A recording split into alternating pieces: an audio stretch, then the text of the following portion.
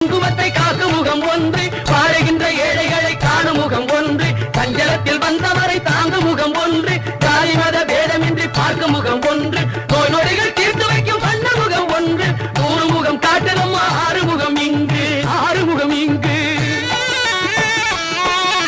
திருச்செந்தூரின் கடலோரத்தில் செந்தில் நாதன் அரசாங்கம் தேடி தேடி வருவோர்க்கெல்லாம் தினமும் கூடும் தெய்வாம்சம்.